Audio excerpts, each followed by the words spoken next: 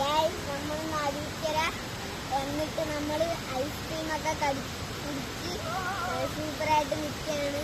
എന്നിട്ട് അടുത്ത് ഇവിടെ ഒക്കെ കണ്ടിട്ട് കയറിയിട്ട് നമ്മൾ പാർക്കിൽ പോയി കളിച്ചിട്ട് നമ്മൾ എന്നിട്ട് മുകളിൽ കയറിയിട്ട് ഒന്നും കൂടെ ഐസ്ക്രീം വാങ്ങിച്ച് കഴിച്ചിട്ട് നമ്മൾ